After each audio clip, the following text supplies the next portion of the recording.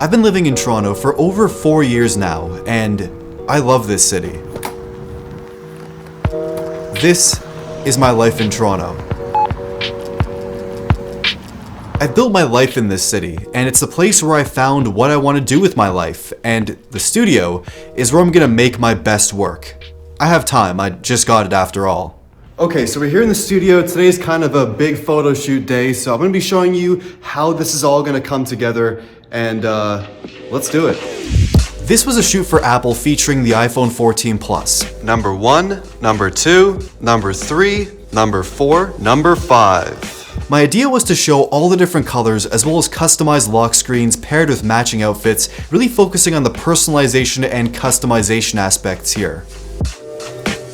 I've been shooting most things with my iPhone recently because it's just so refreshing, flexible, and versatile to shoot with, and also just very easy to shoot with as well. I also use my Apple Watch as like a remote self-timer to take photos by myself, and I AirPlay my iPhone screen to my projector to really frame myself up easily.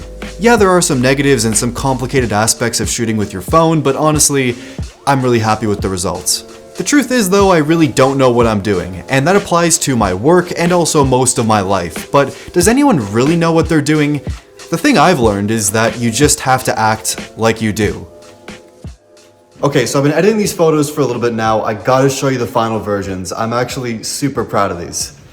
Okay, here we go, let's take a look. Ready? So we got the first one, we got this one, we got this one, this one, this one, and then this is the group one, showing all the iPhones, all the outfits. Let me know which one's your favorite. Personally, for me, it's the blue photo and the group photo, but I want to hear what you think.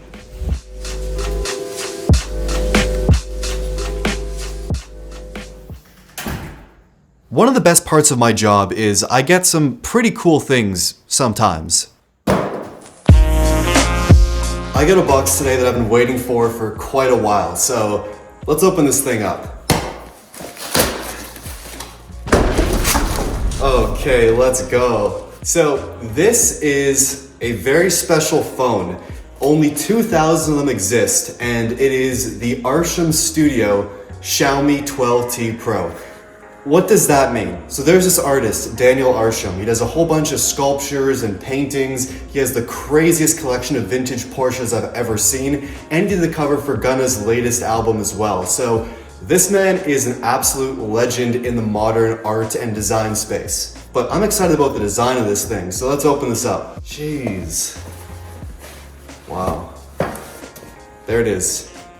The Xiaomi 12T Pro 𝗓𝗱𝗃 Studio Edition. Look at this thing. Can you see this? Look at this thing. This is insane. The detail, the layers and layers. That's actually wild. Wow. Okay, the rest of the box, I don't know if it's as exciting, but 120 watt charger, little instruction books, everything is color matched. It's pretty cool. This thing is unbelievable. Like, I don't know if you can see how good this looks on camera, but it's pretty wild. One day, I hope to make my own collaborative phone, but we'll have to see about that. Yeah, so I spend a lot of time at the studio. Ever since I got this space, days and nights, but I also will always make time for my friends. Whether it's a party or a small gathering or a dinner or a work event or a 3 a.m. Denny's link or a game of soccer where no one really knows what they're doing or how to play, it doesn't matter to me. I'll do anything for my friends. My friends to me mean everything. It's the feeling of family I've never really felt before.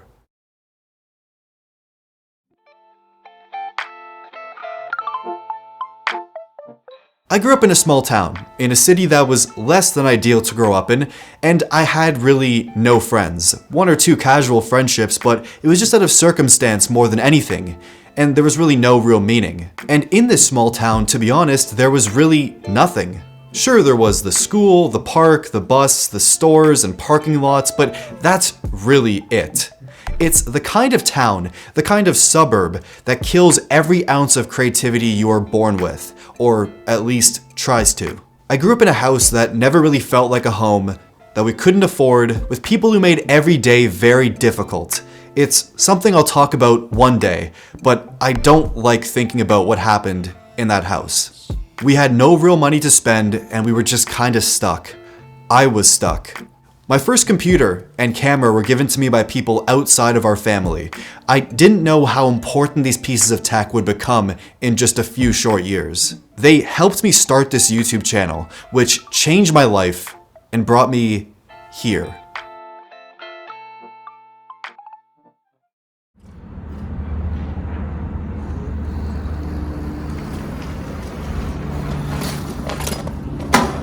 Having an e-bike in Toronto is like having a cheat code to the city.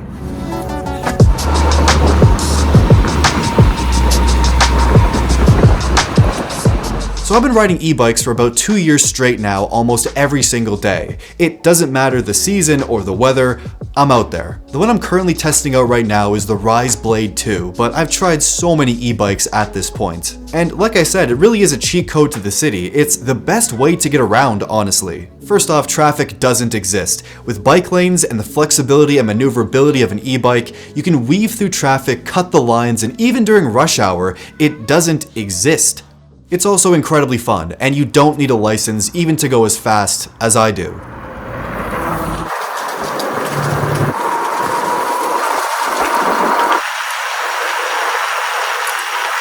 Yeah, sure, people who decide to stop or park their cars or toilets in the bike lane do make life a little bit challenging.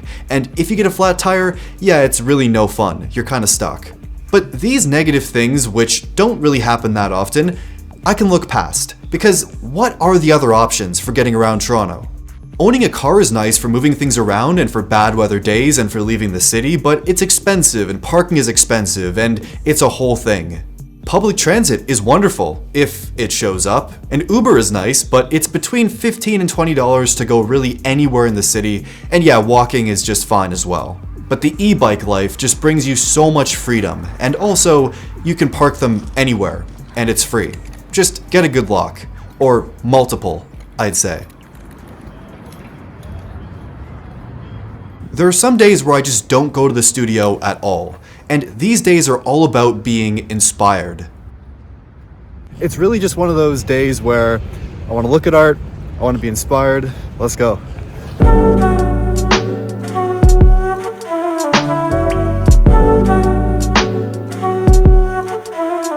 When you look at the same things every single day and do the exact same kind of work every day, you're not going to grow or progress or evolve. That's why some days you just have to set aside to be inspired. Even if it makes no sense, even if it bores you to death sometimes, there are some real gems out there. But you just have to go out and look.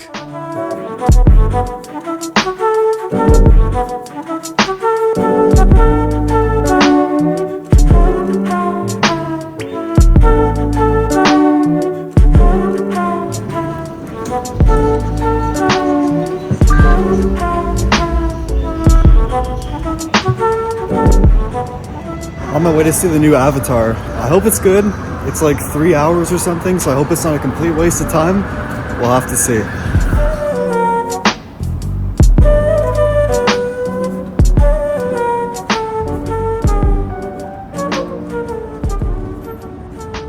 Yeah, it was pretty good.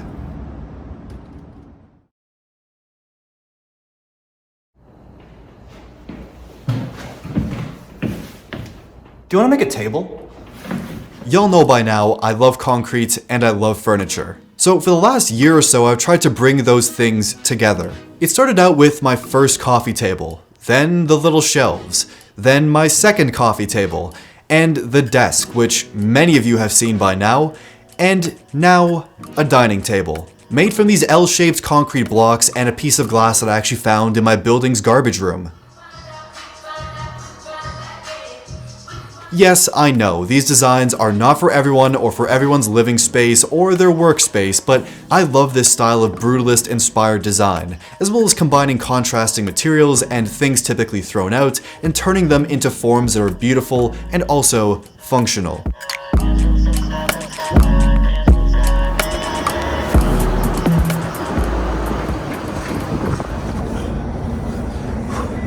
I think it's time for a haircut.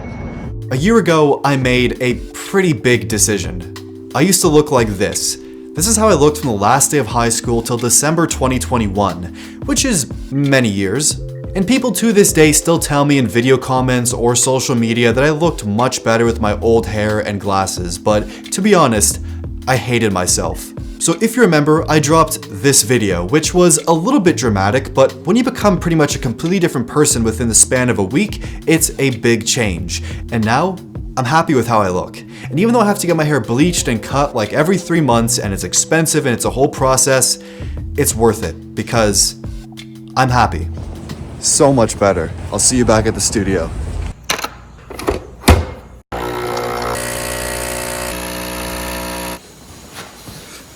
Okay, fresh bleach, fresh cut, we're back at the studio.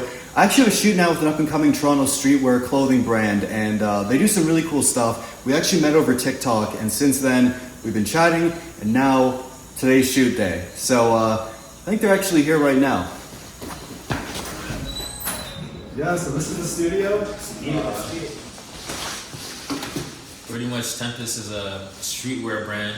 You know, we make clothes and stuff like that. We want to do so much more, but it's a streetwear brand. I think it's a continuous project, just building, improving, pushing ourselves, creatively exploring new mediums. What are we gonna shoot today?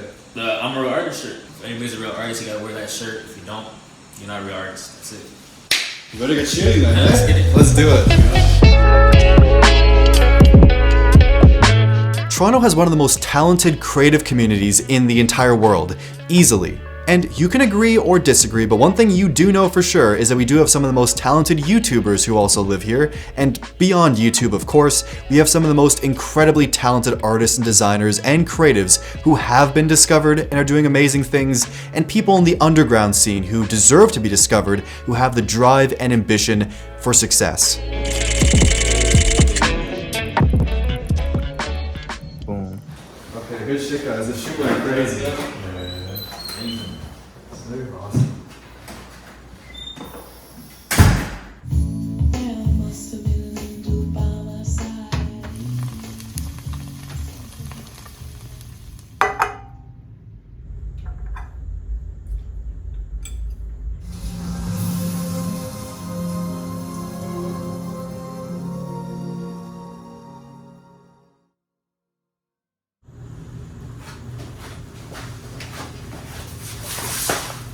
When I got my studio space about 4 or 5 months ago now, it really changed everything for me. I used to do everything in this tiny 500 square foot condo that I've lived in for about 4 years now. I would live and work and sleep and cook and do everything all in this space. And 500 square feet is not like a tiny, tiny space, but when you have all of your personal stuff, all of your work stuff, and a full-on creative operation all in one space, it can really become a lot. And at a certain point, about 4 or 5 months ago now, I kinda hit a breaking point. I was ready to quit. Everything. I was even considering moving out of the country and starting something new. It sounds really extreme, but I was honestly at a crossroads where I ran out of space physically and my mental capacity was at its absolute limits with work and personal things, and I couldn't think anymore. And I just wanted a fresh start. But I stopped, I thought things through for a little bit, and since then, things have been kind of lining up in the way that they should. I found the studio space almost coincidentally, and over the last few months I haven't really been posting as much as I typically have done in the past, and that's because I've had to do a lot of work in that space to make it usable for the work I do, as well as just I've needed time to think. I love this job. I love the things I do, and honestly, it's really not even a job. This is a dream come true, but there's so much more that I want to do, and sometimes when we're just stuck constantly doing the same thing over and over and over again, we lose track and we lose sight of what we really want to do with our work, our lives, and our future. Nothing's gonna change here. I still want to keep making videos, I still want to keep doing what I do, but I want to do even more.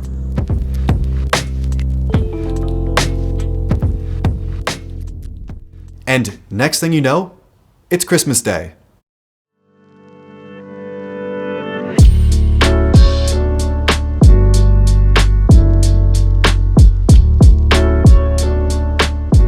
I spent the last few Christmases alone. Sometimes just that's how it works out, or sometimes by choice. And yeah, I don't know, that does sound kind of sad, but these last few Christmases have been the absolute best of my life. When I first moved to Toronto, I had my very first solo Christmas, and since then, I've made some traditions for myself. I always go to my favorite restaurant, which is open Christmas Day. Table for one? I get the same dishes, and nothing makes me happier. Wonderful, thank you. And I always go to a theater and see a movie. The first year it was Uncut Gems. This year, I saw Die Hard for the first time. And yes, it is the best Christmas movie. Fist on your toes.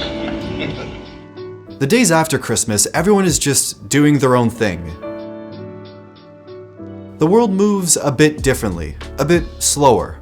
The streets are usually pretty empty, and people are just trying to save some money and clean up a bit after Christmas. But in reality, everyone's really just waiting for the new year.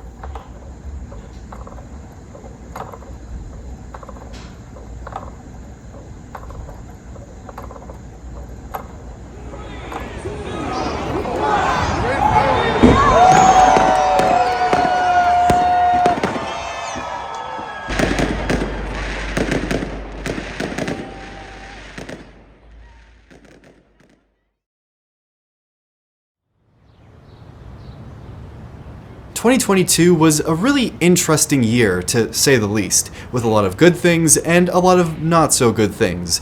But if I had to do it all again, I probably would, as long as I could do it here, in Toronto.